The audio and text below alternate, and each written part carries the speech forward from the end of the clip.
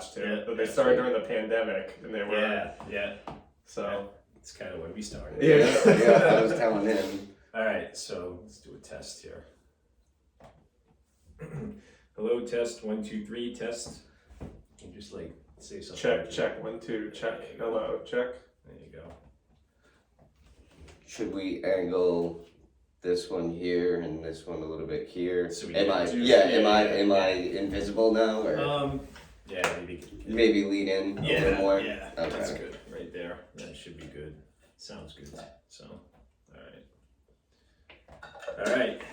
We ready? Yeah, I got a ton. I'm ready.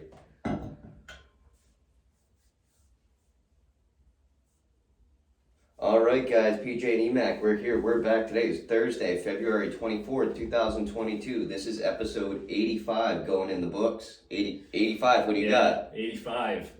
Jermaine Wiggins. Yeah. Okay. Yeah, that was the only one I was trying to think. It's probably somebody more and then, well, Chad Ochocinco, right? Yeah. I was thinking Marty Bennett. Oh, okay. Yeah. Martellus Bennett. Yeah. I think he was 85, right? You may be right. I'm pretty sure he was 85. But so we got a special guest on today, my cousin Ross. He ran the Boston Marathon. He came in first for Rhode Island runners this year. But also he's got, quote unquote, a good backstory with that. Just came up with that, Yeah, nice. But good backstory with that. So, Ross, you want to tell us about it? How's the experience like? Thanks for having me on. It was pretty wild. It a long kind of trial to get through to that point, but to be on the other end of it feels pretty good. So it was back in 2019 that the whole thing started. So what was it? What was the? So the first marathon I did was back in 2017. That was Providence. It went pretty rough, but I qualified for Boston. So I was like, all right, I honestly, if that didn't happen, I probably wouldn't have done another one. That's how terrible I felt at the end of it. I was puking. I was just not in good shape, but I had made it to Boston. So I was like, all right, I'm going to give that a shot. I'm really going to try and fix the problems that I had from that one. So I just kept doing it. Boston that year went pretty well, knocked off a bunch of time. And then I went and trained the next summer, went down to Philly, took off even more time. So for that Philly one, I brought my time from Providence from 2:53 down to 2:25. Oh, wow. That's crazy. Brought me within about 6 minutes of Olympic trials. So then I was like, all right, this is what I'm gunning for. So, I was working really hard. The next Boston I hit about the same time, 2:25, took like 30 seconds off. And then that summer I was like crazy, like, dude, you got to get this. That was again 2019, so Olympics were scheduled for 2020. So I'm thinking if I'm gonna hit this cycle, I gotta hit it, in the fall. So over the summer, just really cranking workouts. I was working at a boatyard, so I was doing a lot of manual labor. And then my actual job that I spend most of my time and make most of my money is music. So, which you're like, it's an artsy thing. It's not super strenuous, but if I'm standing on stage for 3 hours a night with a guitar over my shoulder, it's a lot of just forward momentum. So, leaning on the back. Right. Yeah, so it was all this just kind of forward leaning, and just really a lot of overwork that I was doing. I was running every day, sometimes 2 or 3 times a day to get the miles in. The boatyard stuff, it was a lot of leaning over, painting boats, shoveling stone. There was one day that I cut, they dragged this dock up that needed to get, kind of dispatched. Mm-hmm. And the power tools were all these not really professional grade things. So I ended up doing most of it with a bow saw by hand. And then, so it was a lot of just overwork, and I started having serious back pain. I kind of was putting it off for a while, and then it just got to the point that I couldn't get through a workout. So you were just trying to push through it. I thought it was muscle stuff. I'd been to get it massaged out. I went to the chiropractor, and I was like, I think it's just muscle pain that I'm mm-hmm. And this is probably August, September that this really started. It was August when it really started happening. What kind of miles were you running? What was your? When you said you wanted to run every day, how many miles were you trying to put in? for like a week, I'm doing like at least 100, 110 a week. Wow. So every day I'm going out doing between 10 to 15, 20 on a long day, 20 to 25 on a long day. So, it was just like doing a workout. I probably doing like mile repeats, which I'm aiming for, under 5s for all those. Yeah. And I think I was just hitting 5, and it was like, this is not working today. So, it took a while. It was a lot of like boring, going doctor's visits and stuff like that. They took an MRI eventually, and found out that I had stress fractures on eight vertebrae in my back. So that was really eye opening. The only thing was like time off. Really, and then kind of just assessing like how I got to that point. So obviously the overworking was a big thing, but nutrition wise, like my diet probably wasn't that great. Sleep was definitely not pristine. Well, if you're working and playing a concert for 3 hours and then trying to run a marathon a day, then it's tough. Yeah, like there were just days that I would, just because I needed to cut it. It's like, well, what's the first thing I'm gonna cut? Sleep. So I'd get home from a gig at like 1, 2 in the morning. I'd be up at 6 trying to crank, 10 miles in. That's discipline. Yeah, it was, but it and for a while that kind of feeds your ego. You're like, oh, nothing can kill me. Like I'm still cranking through it, 100%.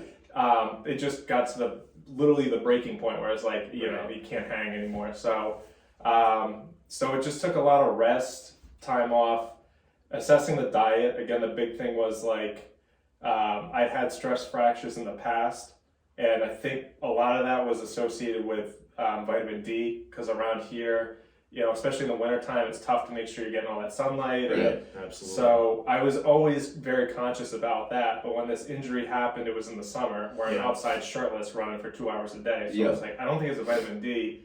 I think the big thing was calcium. I wasn't getting enough calcium, which I learned from my doctor's visits and then research on my own was, if you're calcium deficient in your body, it's going to pull it from where it's most prominent, which is in your spine. So that started to make sense, but where it broke in the spine was like thoracic, which is a very odd spot. It's kind of right in the middle.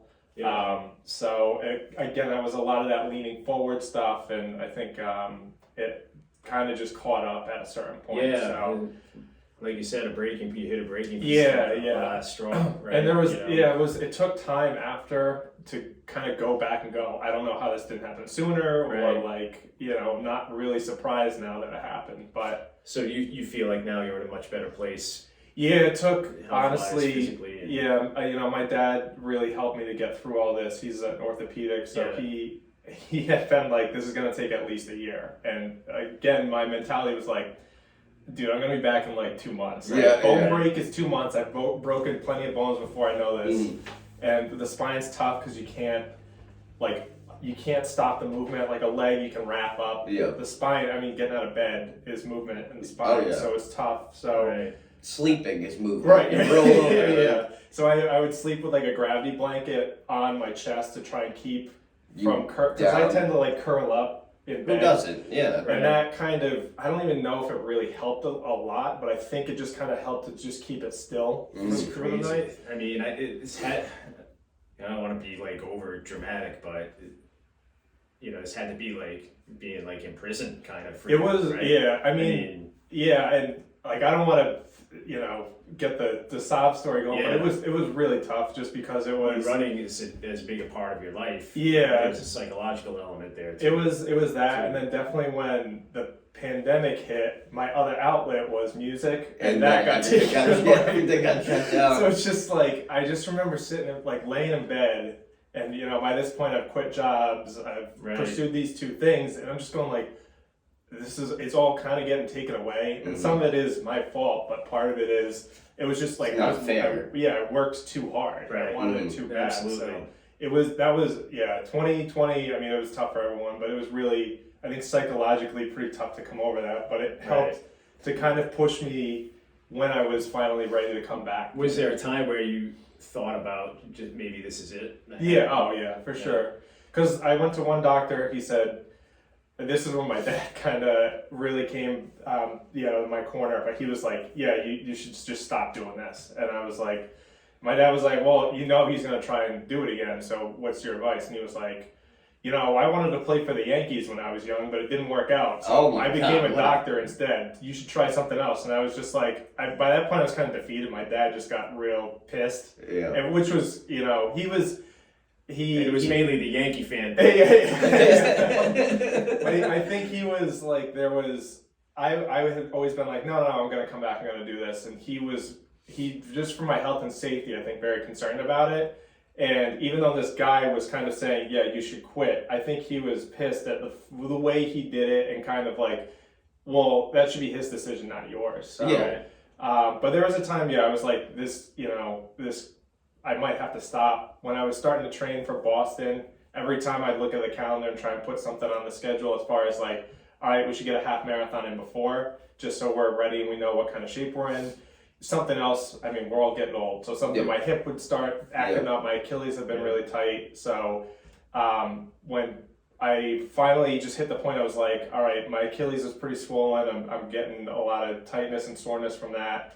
I was like, dude, you're running out of time. If you're going to do this, you got to do it. So we're going to try and run through it, and if something else goes, we're at the end, so...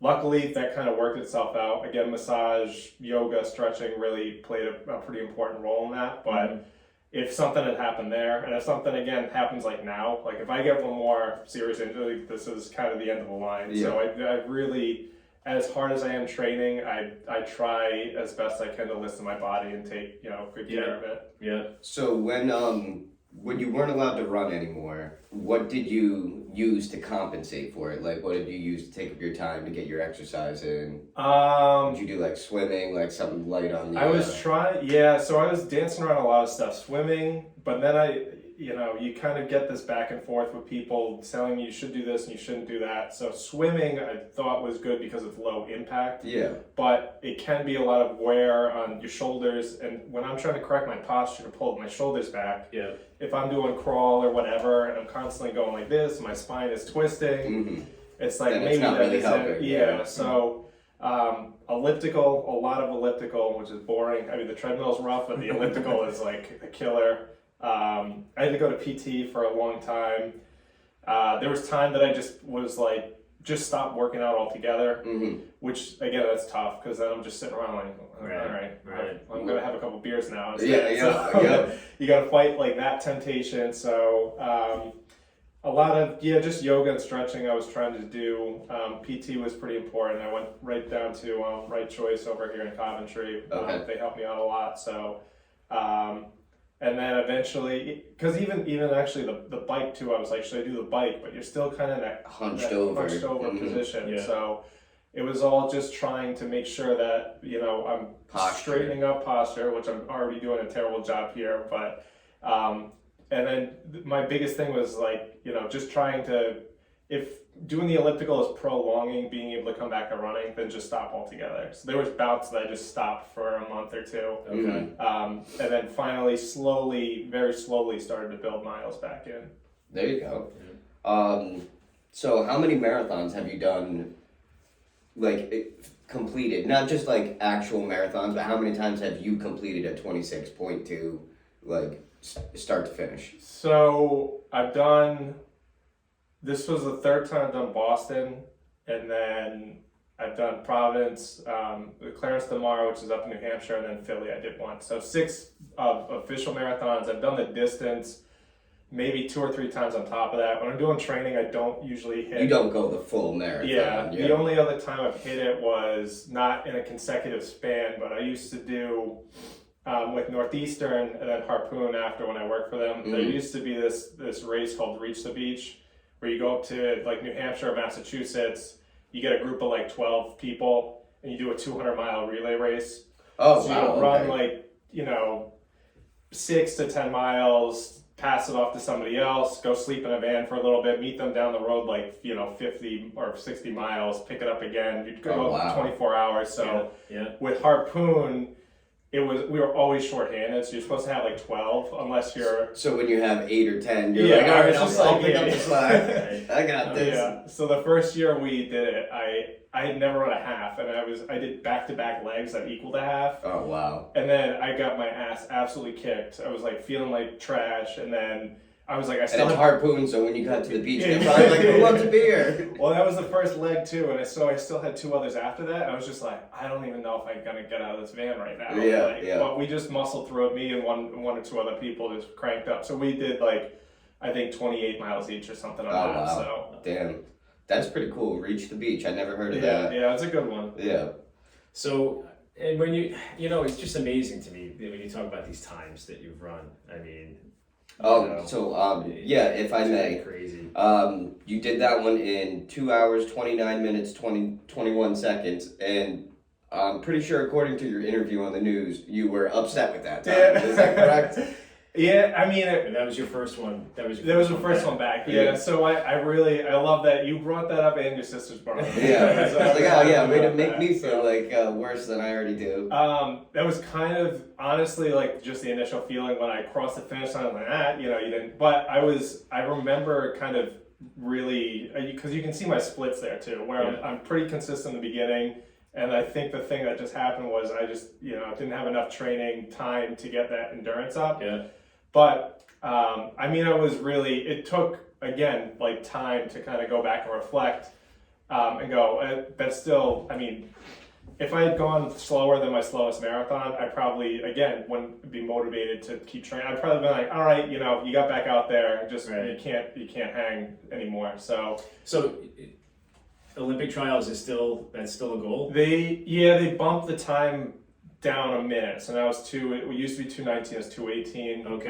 Which fares better than I think on the women's side they bumped like 7 or 8 minutes It's off, just which is amazing tough. to me. Like that was a world record time. Like Right, in my lifetime. Yeah, You know what I yeah. mean? And now you got to run that to just get to the trials. Right, I mean, which is crazy. it's pretty wild. So I was at 2:25 2 years ago. Mhm. So I gotta put some work in. But like I said, it took a couple days to go. Okay, you know, it's really impressive to come back and that be the first one, considering I think the longest run I'd done was only 22. So Right. I hadn't, you Okay. know, there was a little bit of like, I got to make sure I finish this. It's a tough course. Like the hills come in at a really tough spot. I was like, you know, they have clocks every mile. So I was like, all right, you're not going to hit your PR, but you're still going to go into 2:30. And I remember like 2 miles left, I was like, dude, if you don't pick this up, you're not going to hit 2:30. Like you got no excuse. Let's get going, you know? Right. So to kind of, that self-talk. If I may, your first 5K, you did it at 5:23, like per mile, 5 minutes 23 seconds, and then even at mile 20, you were still putting them at 5 minutes 52 seconds. yeah. It was at 25.2 that the drop That's off where it happened. dropped. Yeah. Not like I'm blaming you or anything, but like the 7 minutes 12 seconds. Do you think that came from more of the pain or lack of endurance from being able to train as hard as you would have wanted? I think the latter. Like my back felt good the whole time, which is good. Okay. My legs felt real heavy at that point, and it's kind of the same way that the last one I did went, where I was feeling really good. My coach and I go up usually a couple weeks before and run those hills that are like the deadly hills that they have. The hills aren't that bad. They're just at like the worst spot. Isn't that where all the fans line up though and kind of? Yeah, it is really. That's good kind of to insult go. to injury though. If you're running and you see them all like drinking and getting rowdy, and you're like, you son of a bitch, I just want a sip of water. So they do keep you going. Like if they weren't there, you'd definitely be more inclined to, because it's just going in your head the whole time. Is like, just stop, just walk right here, just stop, take a break, you know.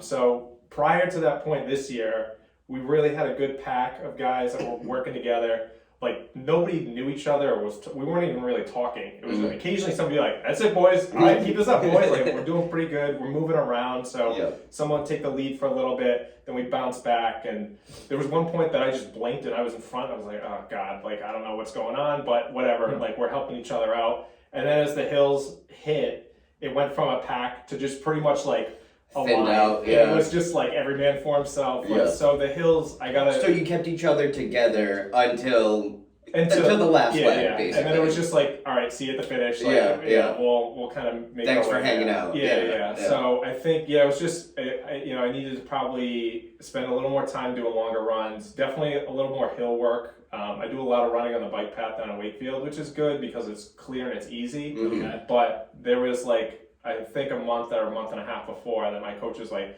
the problem with that is it's all flat. Yeah, Shit. yeah. So I didn't even think of that. yeah, Mhm. so I go over to I used to live in Saunderstown, so I go over to Indian Corner and park my car and go over to Yagoo, and I run up and down Oh, and wow. over, and that hill is an ass kicker. Yeah. So Oh, if you ever want I to a good hill workout, go over there, because even when I'm in really good shape, that is just, it's such a tough one. It's just really, really steep, but over there you get a lot of rolling hills. So you go up and down, and you just get kind of used to that. Mhm. So Yeah. something, again, for the future ones that I'm going to work on, I just got to get back there a little more often. Awesome. So I looked it up. The top American in that marathon ran it in 2 hours, 11 minutes, and 26 seconds. So you weren't far off of that American. Let me stress that. You finished overall 76th, for your gender 66th, and for your division 60th. So I'd say, and Rhode Island in the state #1. Top finisher. Yeah. So- that's pretty awesome. I'd say job well done. Congrats. It was good. It was, like I said, it took a couple days after to really appreciate that it was the first one coming back.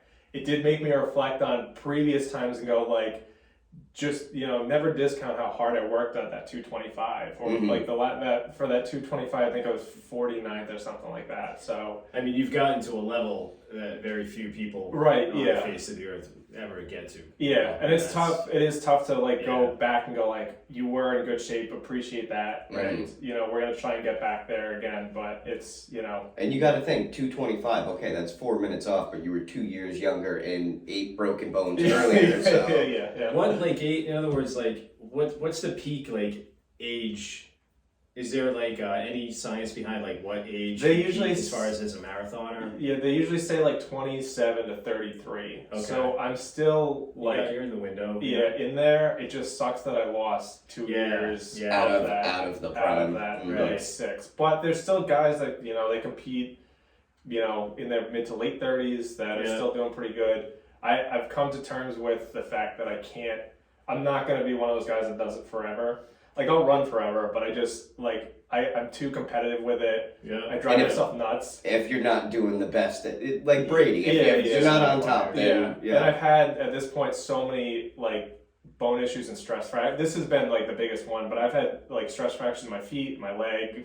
Mhm. I just I can't do it forever. Yeah. So I'm just trying to all right, just give it all for what we got right now, and then play it by ear. But that window is going to close someday, and it's something I had to come to terms with while I was again laying in bed, going oh, what am I doing right now? Yeah. So Well, I mean, you'll definitely look back and know that you gave it all you had when Yeah. it's all said and done. Yeah, and that's all you want. yeah. All you can do. it's what gets me out of bed on days like this where it's cold as hell and Yeah. I just don't want to do it. And, you just go hey, remember when you couldn't do it? You Right, you right. weren't allowed to. Your body wouldn't let you. Mhm. Get your ass out of bed and go. I know it's 10 degrees outside, Yeah, but go yeah. do it. So All right. Yeah. So I was gonna say, thanks for telling us about your experience. I think we got to take a break here, but when we come back, you want to stick around and get through this We're gonna week's talk worth of crap that we got to get through. we're Yeah, gonna talk absolutely. some PC stuff, right? Oh yeah, definitely. We got a lot on the I'm agenda. trying to climb on that Yeah. bandwagon. They keep on kicking me off. Yeah. Not letting me on. All right, sounds good.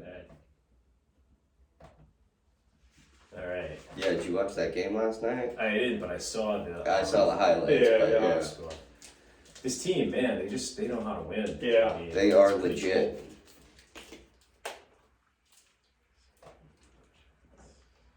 Was that 23 minutes? Yeah. Okay, that's not bad.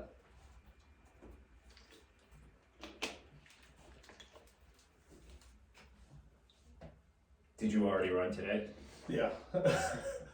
I was not because I was I gotta just get it done now, Yeah. But yesterday was beautiful. It's tomorrow I'm trying to figure out what to do, but Yeah, tomorrow's gonna be tough. Will you treadmill it at all, or? I used to, but like with especially the mask mandate at the gym. I know like it just got lifted, but I was like, I'm not going to a gym. I gotta wear a mask. Right. So I like refused to go. And now they lifted it, but it's about. I know the weather's gonna turn. I'm not gonna do that in the summer, so I'm just like muscle it for the next couple of weeks. Tomorrow's gonna be. It's gonna be I do have an elliptical in the apartment, so if I need to, like I can go on that for a little bit, but we'll see. It's just I'm getting tired of it. Like I said, yesterday was beautiful, and then today I was just like the whole way like this fucking sucks. Yeah. At least when you run outside, like you're seeing something different. Right. When you're like stuck inside, you're like, all right, I've been staring at out the same window. Like the treadmill, I had gotten to the point that I could do like 22 miles on it. Mm-hmm. And there was one. The funniest one was it was like 2 or 3 years ago, and it was Steelers Jags AFC division game, like pregame. So for like two and a half hours, I'm just watching just this like banter about how the Steelers are gonna rate them, like all this shit.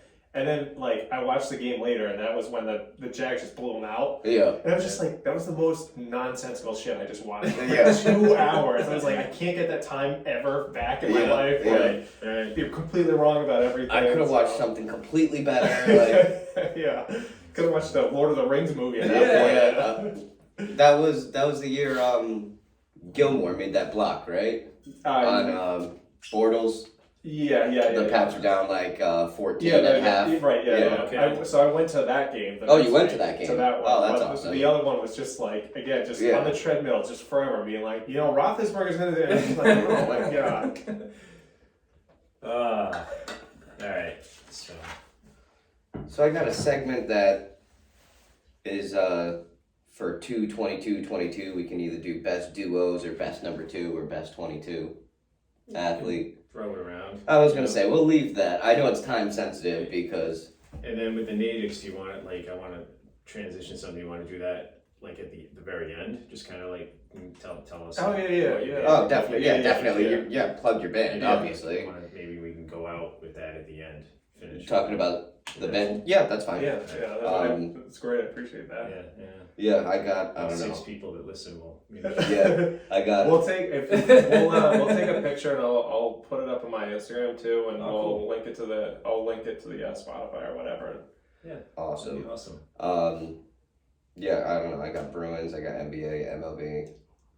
Right. What do you want? URI.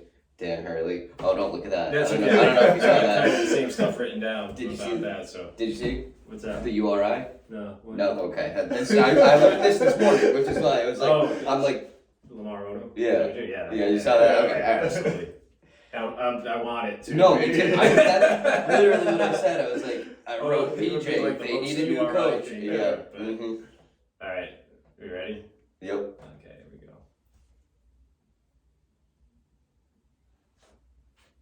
All right, and we're back. So we got a lot going on this week. What do you want to start with? What do you think? Well, we got college basketball. It's kind of like in the spotlight right now, I would say. So yeah, I figured you wanted to start there. We got a red hot PC Friar team right now. Mm-hmm. Tough loss to Villanova last week at the Dunk.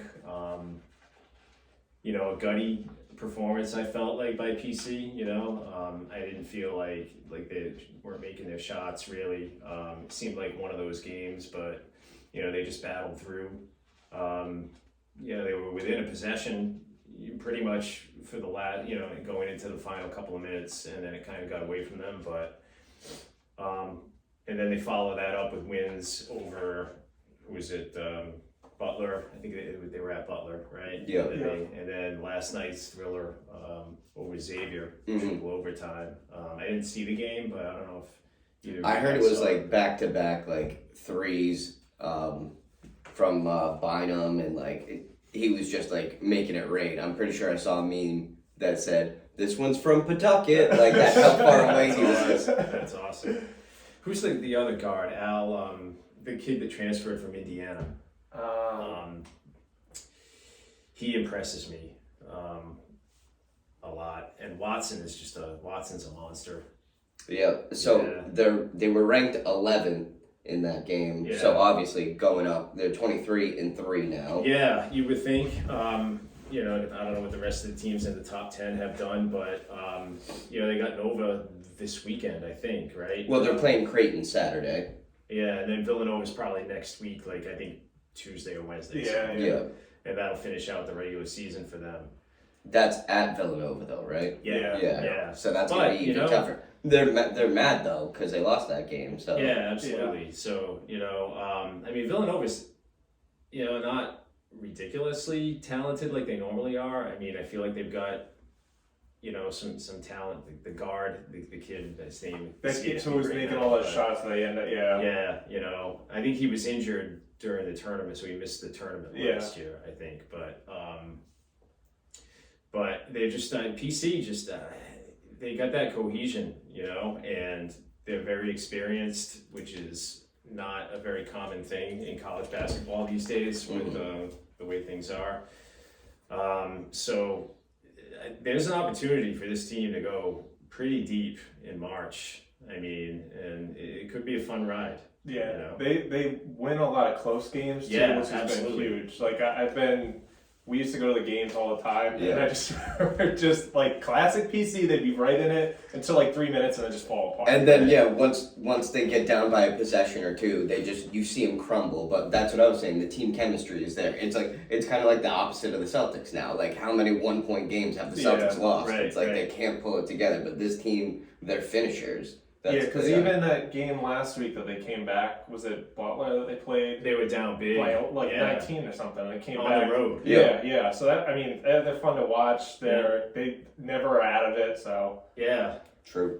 And there was that ability to grind it out in the tournament. I think that gets magnified. You know, because the games in the tournament tend to be, you know, a little bit tighter, more closely contested, you know, and having that experience, I think, is going to serve them well in March. So, Dan Hurley getting ejected. Did you see that? Yeah, I did see that. So you had a theory about that I thought about afterward. That definitely like resonated, and I feel like you're right on the mark. I think this was an immediate response. So he got ejected for having 2 technicals. The first one was pounding his fist on the scorer's table. The second one was facing the crowd and trying to hype him up, which what's wrong with that? It seems a little bit like bullshit. Right? Yeah, the refs just tossed somebody out. Didn't like that, but tossed him. But then you asked me why, and I was like, I'm pretty sure it's in a direct response to Juwan Howard, the coach. Did you see that, the college coach who Michigan one? He slapped the guy,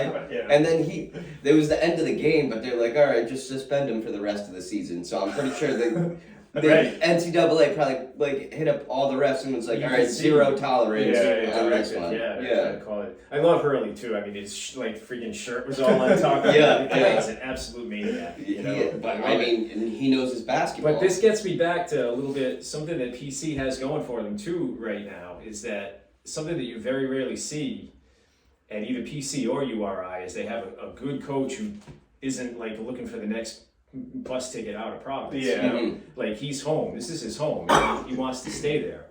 You know, URI or even PC in the past, you know, you get a guy like Dan Hurley who you know what you're buying into. You're going to have him for a couple of years. He's going to turn the team around. Someone's going to come knocking. You know, and PC has been down that road too with, you know, guys like Patino and Rick Barnes. You know, who was the other guy they had somewhat recently that Tim Walsh for a while. He wasn't that kind of guy, but he was burned out. But you know, I think Pete Gillen left for somewhere a little more high profile. Left PC too. You know, it just kind of like it. But they got a guy in Ed Cooley who in Providence is where I think he probably wants to be. Maybe even for the rest of his career. I was going to say, he just shattered a record. I don't see, you know, and even when they don't, you know, finish well or they get into the tournament and kind of get bounced, they always say that big point of that team is they love playing for that coach. Yeah. He just does such a good job of it. And they all rally around him. And again, they're never out of it. Even though they tend to fall on the losing side more often than not in years past, they all are, you know, fighting for that guy. So you know, so you know, definitely. The future's bright there. He's probably a hell of a recruiter too. Well, and that's something you can sell recruiters too. Is that look, this is my home. I'm not. And if you come here for a couple of years, like you're not going to get 2 different coaches. You're going to get the same guy helping you and building you up on your strengths and weaknesses. When we talk about URI, let's go there. You know, we've been on this for a while.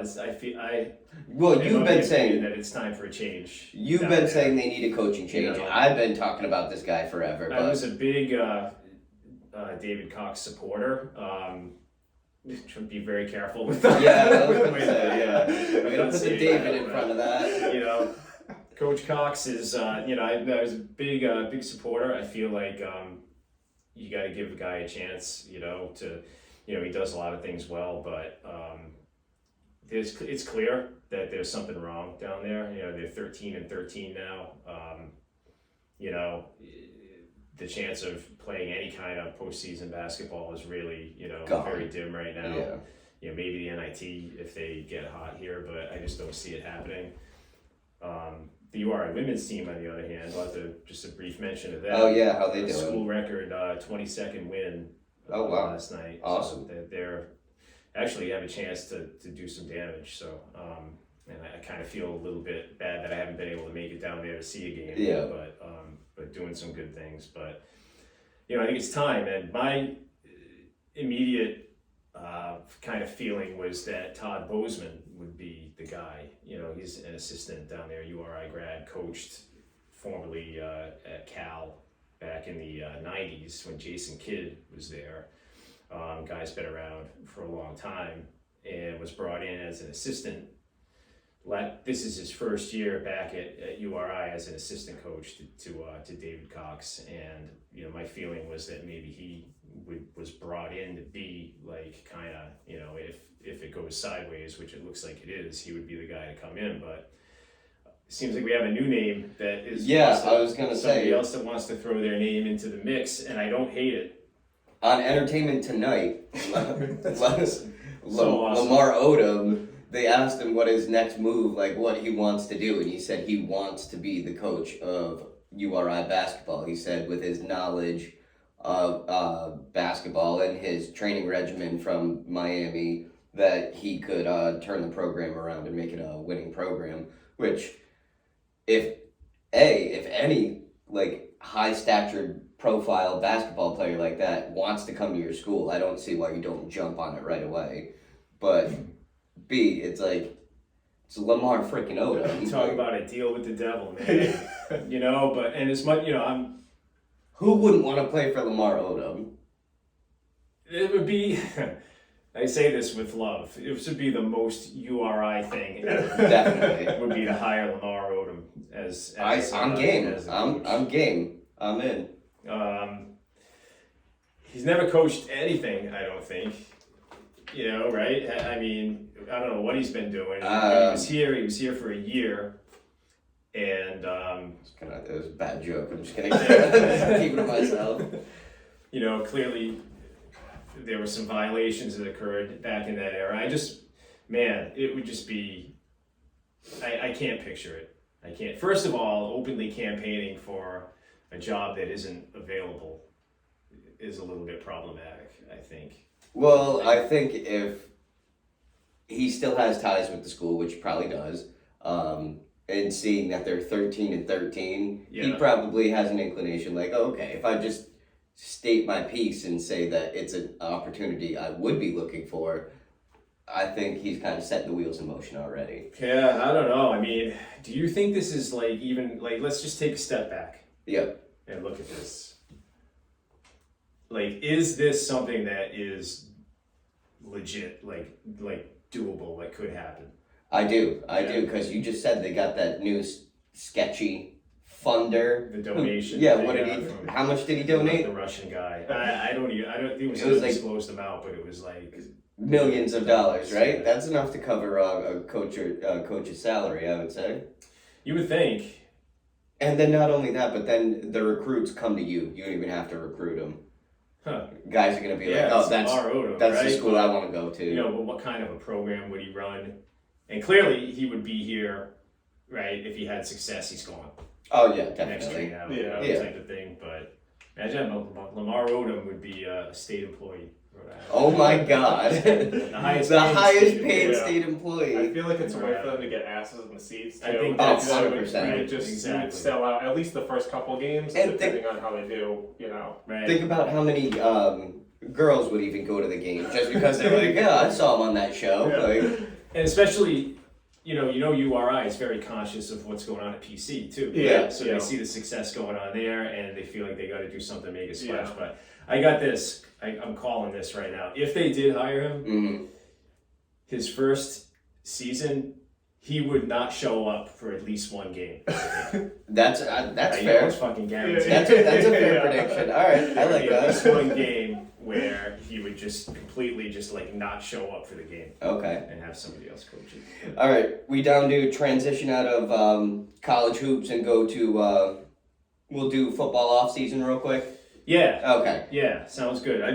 For next week, I'm gonna have my first 68 team field for Okay. the Cool. tournament, and then we'll Perfect. start going from there. Awesome. But because we're only really 2 weeks away from, I think, this weekend, and then I think that the following weekend is conference tournaments, and then I think the first round of the tournament is the weekend after that. So Oh, we're getting wow. pretty close here. Yeah. Huh? With the NFL season ending later, it's like I think That college in-between basketball awkwardness. is like the biggest loser of that. Yeah, I feel yeah. like. A little bit, yeah. Because you lose that window of time. Where you get to watch and like actually take in. It's gone from like Scout- mid-January scouting, to Yeah. it's almost like the season's over. So, but All right, so first things first. Have you heard of Aaron Rodgers' crazy ass diet that he was doing? I heard something on sports radio this week, but I didn't go into the details of it. It's nuts. It's got like one day of therapeutic vomiting, another day of like no way. diarrhea cleansing. I swear to God, look it up. Enemas, like All I heard was the animals on the yeah, radio. Was there's just like cracking up. enemas, like, but like it's a whole day thing, and it's like 12 days long. And he talked about it like he was proud of it. Like, yeah, no, I got through it. I feel great. Like, what the hell? What's the craziest diet thing you've ever done? Craziest. I don't. Nothing crazy. Just No? junk food all the time. Yeah, well, I mean, like, Like when we were talking about like the running stuff, like I mean that's my worst diet because I'm hungry all the time. Yeah. So when I'm driving, literally when I'm driving anywhere, if you it's get too work, snacky. I'm just like I gotta find somewhere to stop on the way. And I don't know if you've been to Rhode Island, but there's like 1,000 Dunkin' Donuts all over the everywhere, place. So yeah. I'm just like throwing back sausage, egg, and cheese and coffee all the time. Yeah, So, yeah. but nothing up that level. Yeah, no, that's freaking crazy. Did you hear what Tom Brady's getting into? Yes. Making a movie? Yes. Uh, I like the concept. 80 for Brady. Well, it's basically going to be a road trip about 4 elderly women that go to Super Bowl 51. Did you hear about this? No. No, yeah. So, and Tom Brady's going to be in it. He's going to be as himself. Yeah. So it's like, he's not really like in it. Like, Yeah. it's just a behind the scenes basically version of it. But does that like basically confirm to you that he's retired?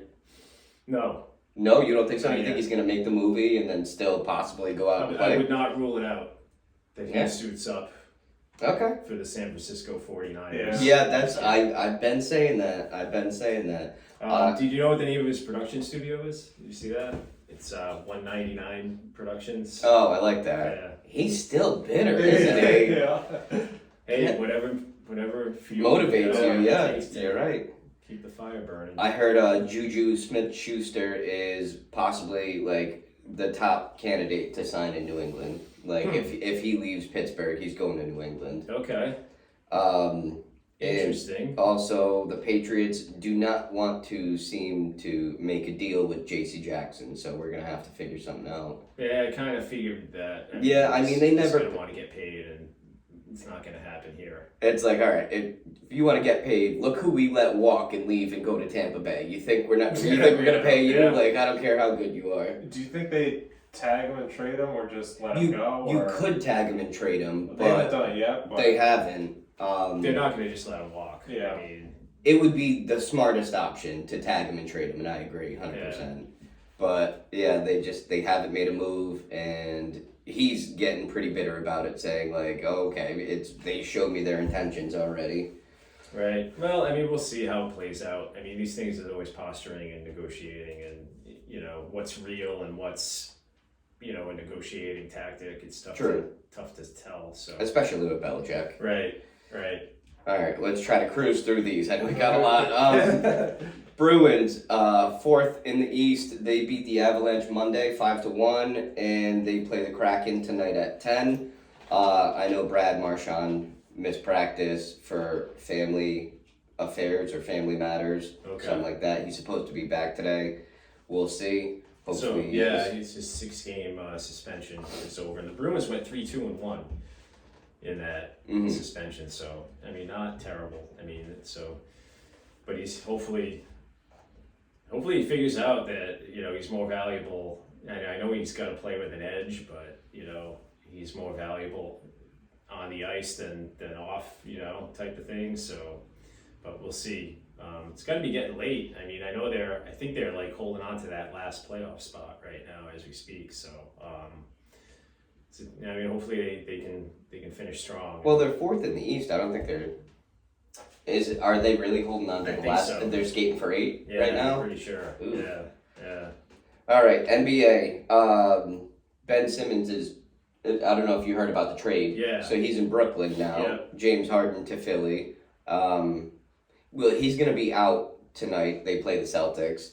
He's going to be out tonight. Kevin Durant's going to be out tonight. Kyrie Irving's still out for whatever. But did you hear the governor of New York is going to lift the ban where you don't have to be vaccinated to go into a building, so Kyrie can, in the next month, can start playing home games, which is crazy because if that didn't happen, think about the playoffs. He might not be able to play in half the games. How are you a player if you can't even play in half the games? Half the home games. Yeah. That's crazy. Absolutely crazy. Well, that's half the series. Our home games you can't play. God forbid you're playing the Knicks. Or to sit this one out. Or Toronto. Toronto's an option. You wouldn't even be able to travel. So the Celtics, they won 9 in a row. They just lost to the Pistons, and they come back today. Yeah, they're playing the Nets tonight, 7:30. And Daniel Tice is back. I like Daniel Tice. So I don't know if. I'm sorry, I'm just trying to get through all of these. All right. So Tice, you like him sentimentally, or you like him you think he's sentimentally? Yeah. He's got good chemistry already. He's clicking again, back in it. That's why I liked how Horford came back. I liked him as a player, but he's got good team chemistry already to vibe off of. You need someone to bring together the Jays and Marcus Smart. So he's a guy that's already done that in the past. I'm glad they brought him back. MLB lockout. I know this is your favorite topic. You want to go? I'm kind of not. I don't want to give baseball any air. You're gonna give the Marshawn Lynch answer. Giving them the cold shoulder. Make it happen. Stop playing us. Just make it happen. Oh, so let me know when you're done. They did make a permanent universal DH. Right. Yep. What do you think about that? I did see that. I don't hate it, but I would like to see. What do you think? I don't mind it. It's no opinion. I would like to see it be in line, like we talked about what I call the double hook. Yeah. Right? If they're going to have universal DH, they should also implement when you take your starting pitcher out of the game, you lose the DH for the rest of the game. You lose it, then what? So is it like an out?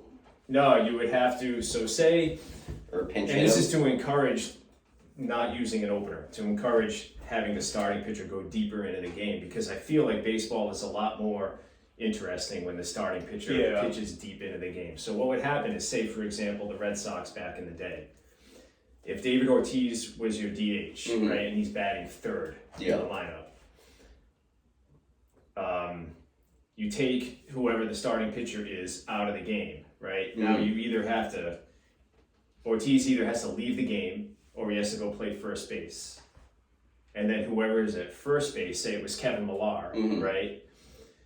He would have to come out of the lineup, and the pitcher goes in that spot, and now you have your pitcher is in the lineup the rest of the game. So your pitcher has to hit in the second half or get pinch hit for. Okay, all right, yeah, that's reasonable. So to me, that's a way of encouraging the starting pitcher to stay in the game a little bit longer, which I feel like is good for baseball, and it's also a way to keep like that strategy of National League style baseball active too. Yeah, it's kind of blending the two together. Yeah. So I kind of hope making that, it no difference between going to a National League park. Yeah. Whereas like you're like, oh shit, all right, right. we got to get this guy a batting helmet. He hasn't even owned one. Yeah, because I mean, you know, let's be honest. There's a couple of pitchers out there that can hit a little bit, you know, and then enjoy it. But for the most part, the pitcher goes up there, and you know, I mean, you know that if there's a guy on, he's going to try to bunt and move him over, and most of them are not even particularly good at that. Yeah. You know,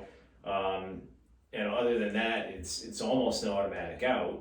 Which now also the guy that's batting in the number 8 spot is not going to see anything good because, you know, the pitcher's up next. So there's like a ripple effect of that too. So it's like, you know, I don't have a problem with it. There was a time when I would have not liked this. Like I feel like, you know, I've old-timey baseball where it's like the integrity of the game. But it's almost like if you do this the right way, you know, and even if they don't, I mean, having the DH, you can almost make an argument that it makes the game like not less strategic, but like more, because now, you know, you're playing for, you don't have that automatic out almost at the bottom of the lineup. So it's like, you know, how much strategy really is there when you know, like, the pitcher's going to try to bunt if there's a runner on? And you know what I mean? Like, the strategy, but it really isn't. You know? Or if you're a starting pitcher and you're hot already, it's like, okay, so 2 times in the game, the pitcher's going to come up with no one on and 2 outs. Like, okay, that's it. Just pitch to him. Yeah. You know, so I don't hate the DH, the universal DH, but I would like to see that, you know, with the quote unquote double hook. And I think that is something that is being considered. That would be cool. I think it's a good idea. Like, I'm not just pulling it out of my ass. Okay, no. It's something that's being talked about, so I would like to see that. So I saw a desperate money grab, and I don't know if this is how you saw it, but the Yankees announcing they're going to retire Paul O'Neill's number.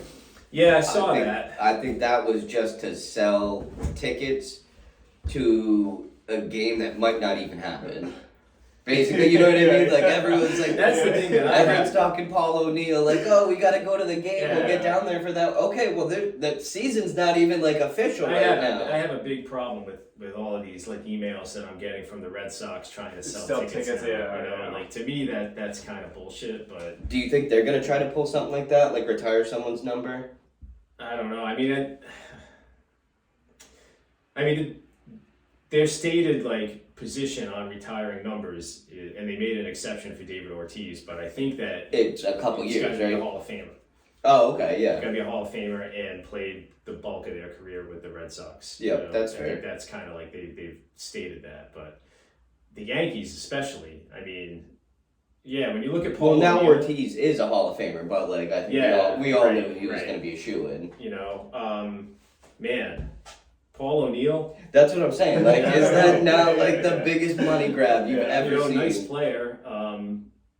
You know, I used to hate that. You know, you don't have to like slam your helmet down every time you make it out. You know, you know you're intense. You know, you don't have to.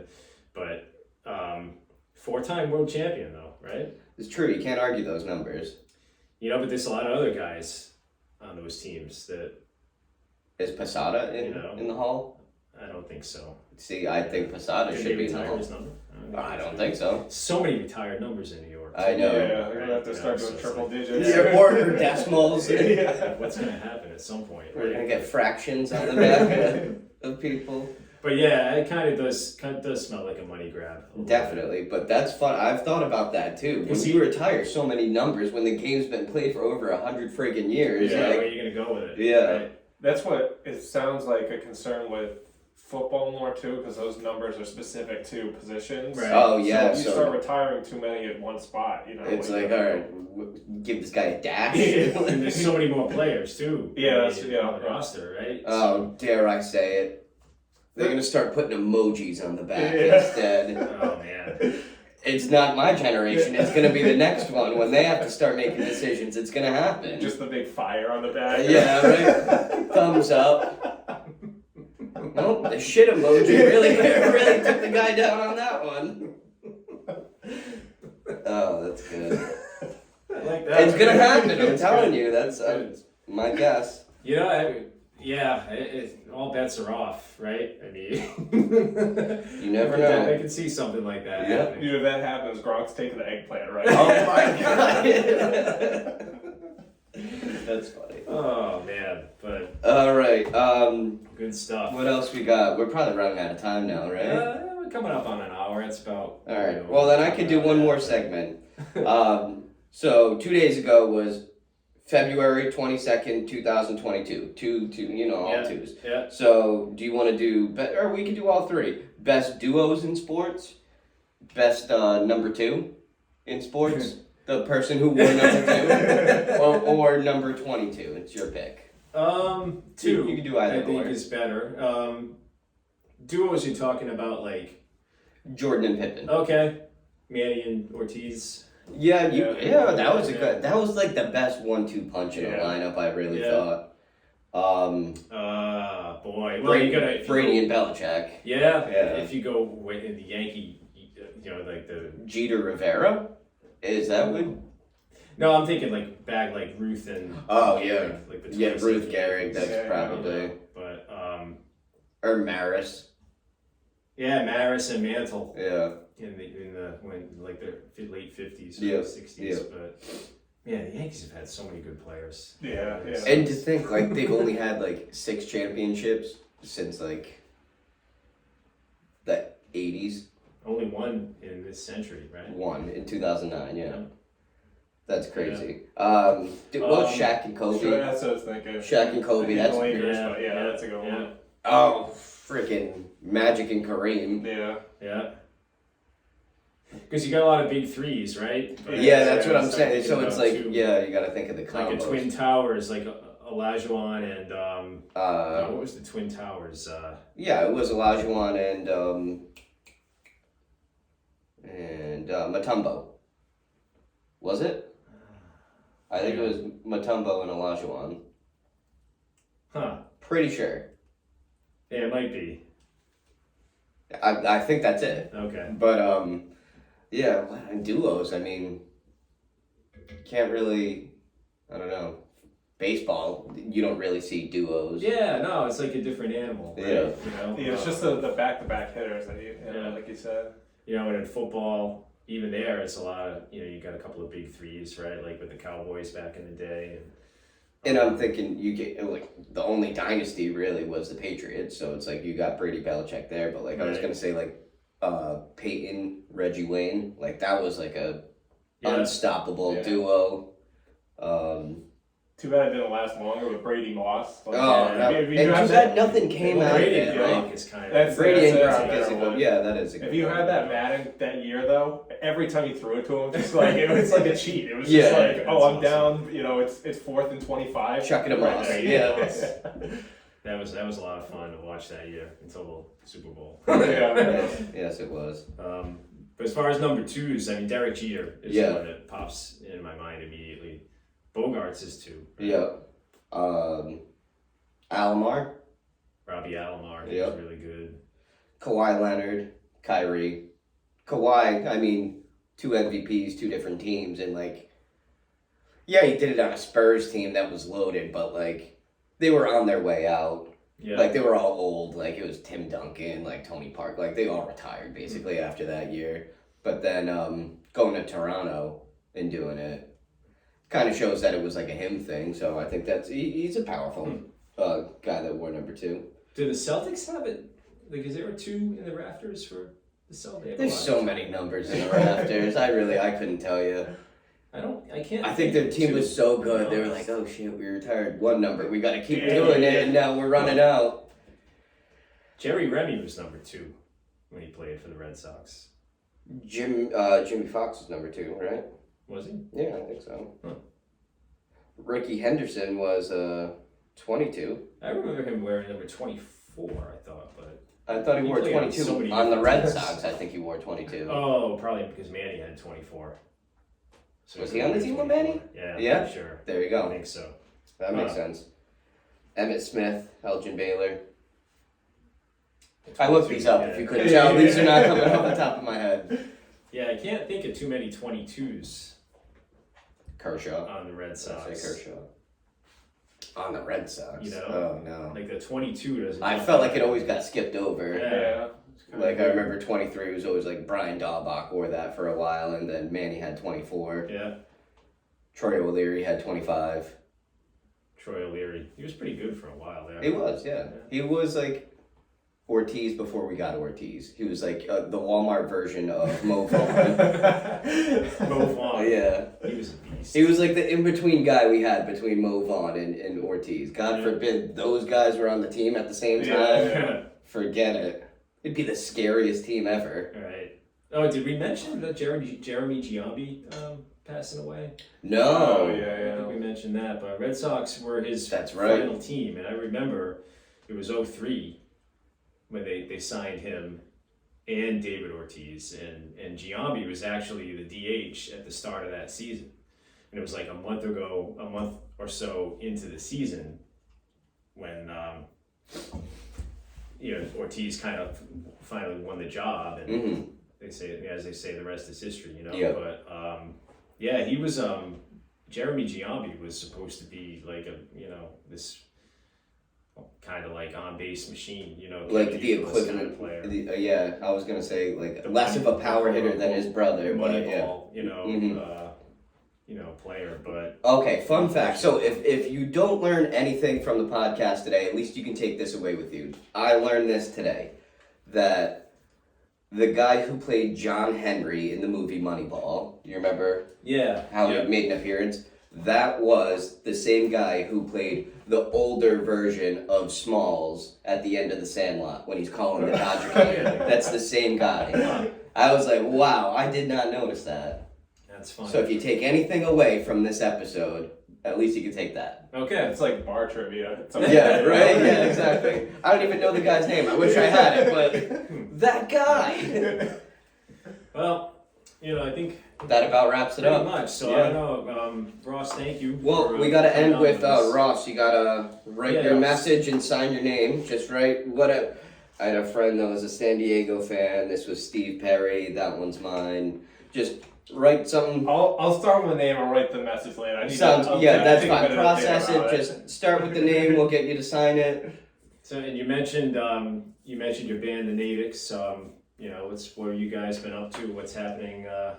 Yeah, we're the winter's kind of dead for us. Last year was a lot better than 2020. Again, I talked about how 2020 we did a couple live streams. They were all right, but it's not our preferred method. So we worked on some recording. We're doing a little bit more of that now. Starting to book up. Summer is looking pretty busy, so Good. gonna be swinging by Iggy's. It sounds like. Yeah, that's right. Yeah, Doing some acoustic sets there. The next full band show, I believe, is at Whalers Brewery. That's Friday, April 8th, I believe. So if you Google the Natics or natics.com, it's got all the social media, Spotify link, calendar up there. So I'm pretty sure we can put your link in with the on our platform Yeah, as well. I appreciate that. Yeah. Yeah. So how many members in the band? So we do like acoustic. Sometimes it'll just be me and Telly, and then we'll do the 5 pieces: drums, keys, guitar, bass, and vocals. So sometimes it's kind of a mix of those. It'll be 3 of us, but it's usually they're all 5 with like the big rockin' band, or just 2 of us doing acoustic. Do you guys play all originals, or do you play? No, we bounce around. We've got a handful of originals, but a lot of like the bars we go out to, like the Landing, or we go out in Newport a lot. I've seen you at Main Street. Yeah, Main Street. Yeah. Okay. So a lot of those are going to be covers. We try and mix it up. So it's like I grew up. What really got me into music was a lot of classic rock stuff. So that's what I kind of bring. Telly's got a little more pop. I played with a country band before, so we pull a little bit of that in there. Some 90s, just keep it kind of interesting. If we look at the crowd and go, if we do acoustic, we like don't have a set list. So we just kind of go back and forth and go like, all right, this one went well, let's kind of steer towards that, or see how they react to this one. Yeah, be like, all right, let's not go with that one. So, cool. But yeah, so it's the natics.com. Awesome. Cool. Awesome. All right. Well, thanks again for coming on with us. Yeah, thank you for having me. Appreciate you coming on. Thanks, Ross. We really appreciate it. Good stuff. And all right, guys, and until next week, and you can check out this episode as soon as it's dropped. Check out the Natics, and have a good one. You probably just take that last part out. Oh, good. No, that's good. Yeah, so we'll end up with like an hour. So, Oh, that's good. yeah. I thought we were good. I was like, I'm You in it for moved an through hour that, and a half. yeah, I was you like- moved through that second part really well. Yeah, I was like, all right, just keep it going. Part 2. Yeah. So you guys, where do you guys record? Is there a studio around here somewhere? Or So we've done the